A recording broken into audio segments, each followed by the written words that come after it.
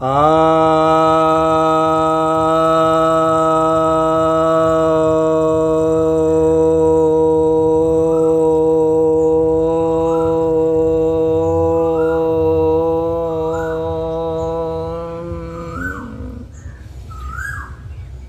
भक्तजनों को सब प्रेम नमन। भक्तों, एक जिज्ञासा आई है कि एक्स मुस्लिम की आंधी आ चुकी है, इस पर आप क्या कहेंगे?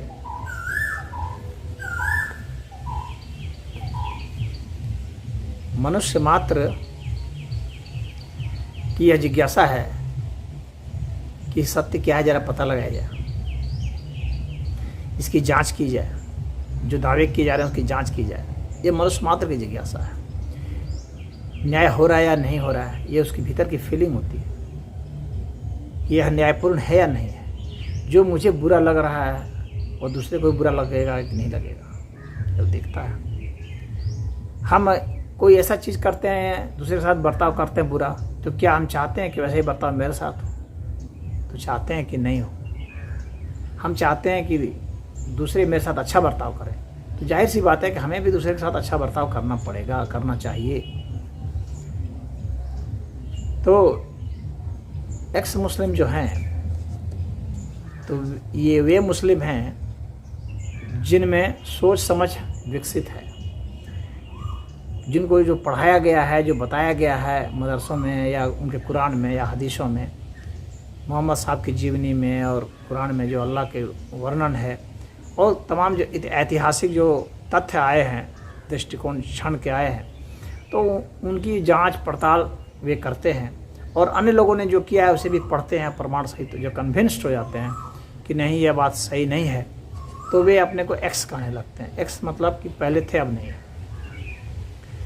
तो इनकी संख्या इधर जब से इंटरनेट हुआ है, विशेषकर जब 4G इंटरनेट चला है, तब से इनकी संख्या बढ़ रही है दिनों दिन, और विश्व के हर जगह बढ़ रही है। और सिर्फ इन्हीं के नहीं बढ़ रही है, हर धर्म में जो भी गलत बातें हैं वे उभर के आ रही हैं, और जिस धर्म में सुधार की गुंजाइश नहीं है वहाँ उनको एक्स बनना पड़ता है।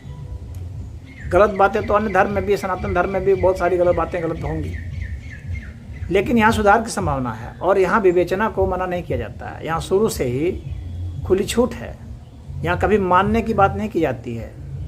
भगवान कृष्ण ने भी गीता में अर्जुन को सारे उपदेश दिए, उसके बाद कहा यथेच्छसि तथा कुरु। जैसा तुम सोचते हो, समझते हो, जो समझे हो उसके हिसाब से तुम करो, तुम स्वतंत्र हो।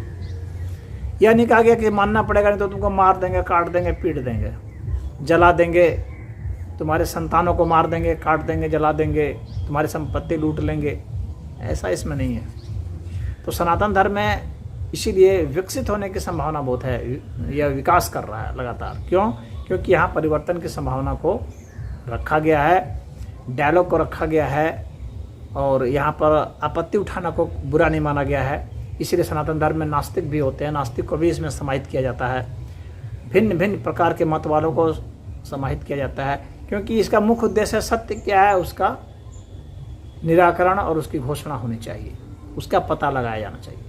तो यहाँ उद्देश्य सत्य क्या है इसका पता लगाना है, जबकि वहाँ पर मुस्लिम में क्या है कि वहाँ सत्य क्या है ये आपको पता नहीं लगाना, बल्कि जो कह दिया गया उसको सत्य मान लेना है। ये प्रॉब्लम है, ये डायकोटोमी है, ये यहाँ पर जो है भेद है, यह बहुत बड़ा भेद है।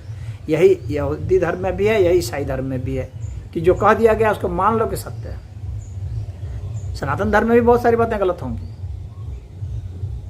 लेकिन यहाँ यह नहीं कहा गया कि जो मैं कह रहा हूँ या ये जो शास्त्र कह रहा है तुमको मानना ही पड़ेगा, ऐसा नहीं कहा जा रहा। अगर आपको लगता है गलत है, आप रिजेक्ट कर दीजिए, आप छोड़ दीजिए, नज़रअंदाज कर दीजिए, आप पूरे आज़ाद हैं। आप उस संप्रदाय को भी छोड़ सकते हैं, आज़ाद है। यहाँ विवेचना करने के लिए, आलोचना करने के लिए, समालोचना के लिए, प्रत्यालोचना के लिए छूट है, जबकि वहाँ इस्लाम में नहीं है ऐसा। वहाँ जो करता है उसे मार दिया जाता है। वहाँ तो कहा जाता है काफिरों को तो बाद में मारेंगे, पहले इन्हीं को मारते हैं जो इस्लाम छोड़ दें। तो इसलिए वे बेचारे डर के रहते हैं, वे जानते रहते हैं ये गलत है, तो वे डर के रहते हैं। वो अपनी पहचान प्रकट नहीं करते, छिपा के रखते हैं।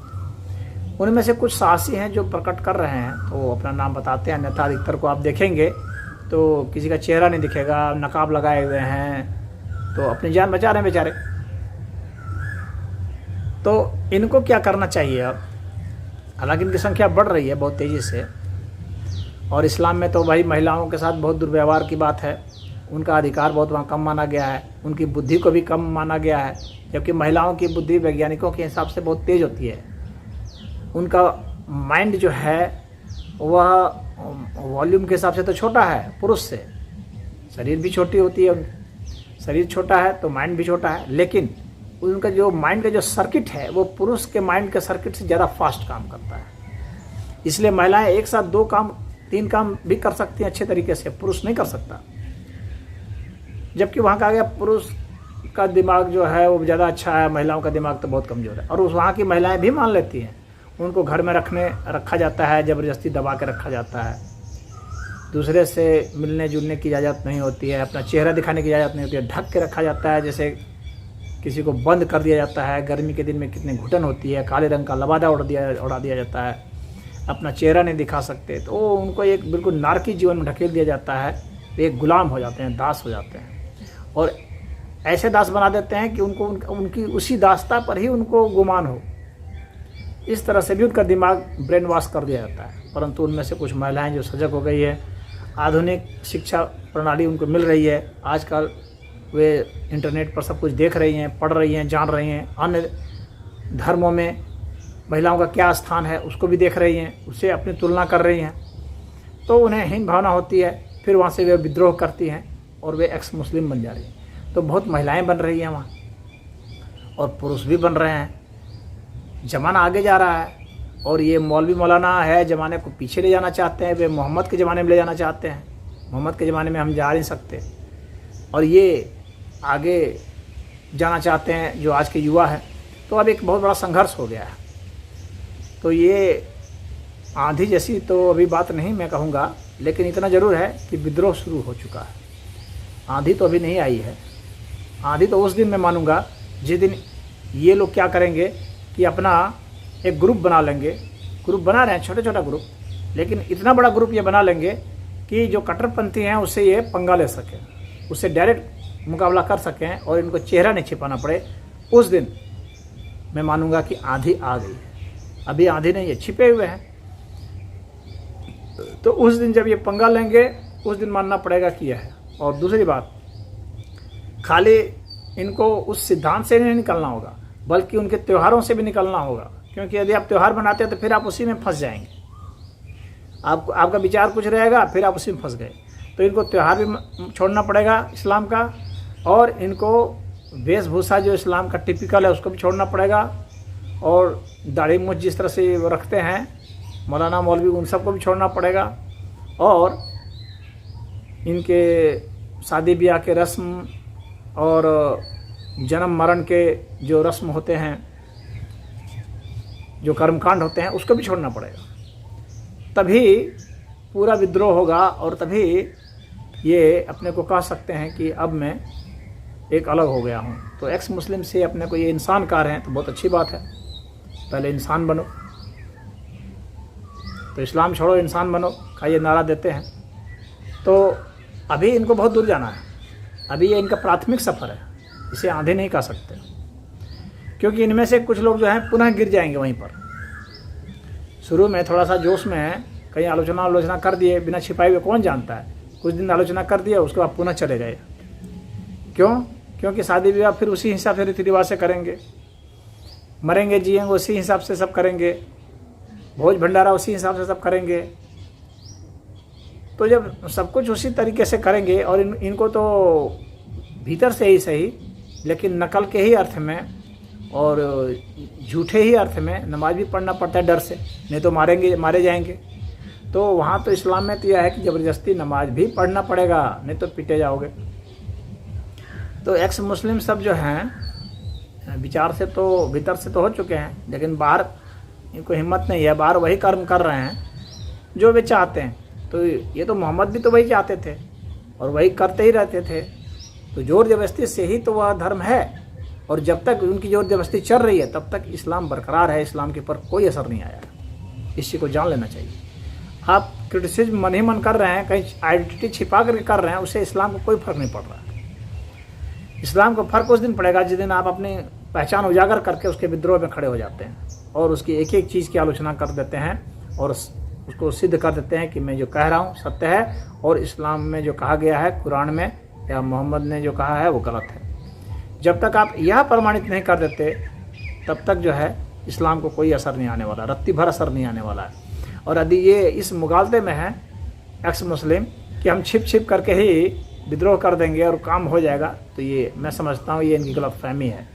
क्योंकि इस्लाम तो फोर्स से ही चलता है, तो फोर्स तो वहाँ आपके ऊपर लागू ही हो रहा है, या आपने जो ग्रुप बनाया है उस ग्रुप के ऊपर भी लागू हो रहा है।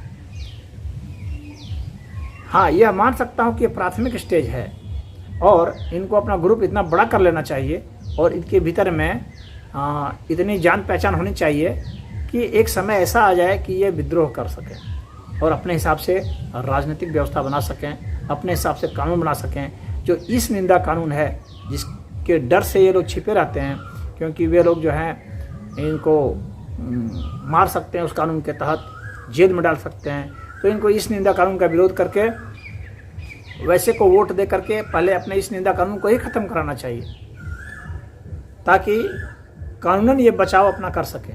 तो पहला तो इनका लक्ष्य यही होना चाहिए और उसके बाद तो फिर जो आलोचना प्रत्यालोचना हो रही है वह तो खैर है। अब इनका संगठन कितना बड़ा होता है यही पर सारा खेल है। अगर संगठन ये बड़ा नहीं कर पाए इतना कि राजनीतिक व्यवस्था बदल करके इस निंदा कानून हटा सकें और अपना एक ग्रुप जो है उसको उजागर कर सकें और खुले पहचान के साथ घूम सकें, तब तक जो है इस्लाम को कोई फ़र्क नहीं पड़ रहा है। तो इसे अभी मैं आधे नहीं कहूँगा, या ठीक है ये लोग भी ग्रुप बना रहे हैं लेकिन सब तो छिपे हुए हैं। कुछ जो हैं जिनका कुछ उजागर है तो वे भागे हुए हैं अलग अलग स्थान पर, तो खैर कोई बात नहीं है, अभी नया स्टेज है, अभी भाग सकते हैं। लेकिन आपका ग्रुप एक तगड़ा बनना चाहिए। इन एक्स मुस्लिमों को मैं यही कहूँगा, बधाई दे रहा हूँ उनको, क्योंकि उन्होंने बुद्धि से तो ये किया, प्रखरता तो है। मैंने भी उनके बहुत सारे वीडियो सुने हैं तो उनका विश्लेषण बहुत अच्छा है, बढ़िया कर रहे हैं। परंतु जब तक वे ग्रुप उतना बढ़िया नहीं बना लेते जो कि अपनी पहचान उजागर कर सके और खुलेआम विद्रोह करा सके और इस निंदा कानून हटा सके, जैसे पाकिस्तान के हैं तो वहाँ से इस निंदा कानून हटा सकें, अरब के हैं तो वहाँ से हटा सकें, ईरान से हैं तो वहाँ से हटा सकें, जितने भी मुस्लिम राष्ट्र हैं सभी जगह इस निंदा कानून है, बांग्लादेश के हैं तो वहाँ से हटा सकें। तो जब ये ऐसा कर सकेंगे तब माना जाएगा कि आंधी आ गई, अन्यथा पुनः फॉल बैक होता है। 2 कदम ऊपर चढ़े पुनः गिर गए तो इसका मतलब है कुल आपने दूरी क्या तय कर दी, तो शून्य तय कर दी। तो अपनी संख्या बढ़ाते जाइए और अपना नेटवर्क बढ़ाते जाइए और एक समय आपस में एक चुनाव भी कीजिए और आपस में एक राजनीतिक अपना एक वो भी बना लीजिए कि हम लोग एक साथ कैसे संगठन को आवाज़ दे सकें अंतर्राष्ट्रीय स्तर पर, राष्ट्रीय स्तर पर, और तब जाकर के एक राजनीतिक पार्टी खुद बना करके उसके बाद जो है सत्ता परिवर्तन करके आप इस निंदा कानून हटाइए और अपनी पहचान उजागर कीजिए।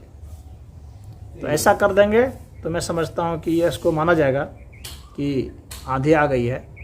तो एक्स मुस्लिमों को मैं धन्यवाद दे रहा हूँ और बधाई भी दे रहा हूँ और शुभकामना भी दे रहा हूँ कि आगे वे सफल हों और वास्तव में विश्व की इतनी बड़ी आबादी को यदि वे मानव बना देते हैं, यदि इंसान बनाने में सफल हो जाते हैं, तो इससे बढ़ कर के और कोई उपलब्धि और कोई भी शुभ कार्य नहीं हो सकता है, क्योंकि उनसे तो पूरी दुनिया त्रस्त है और मानवता खतरे में है। तो वे बहुत शुभ कार्य कर रहे हैं। मेरी तरफ से शुभकामना है। ओम।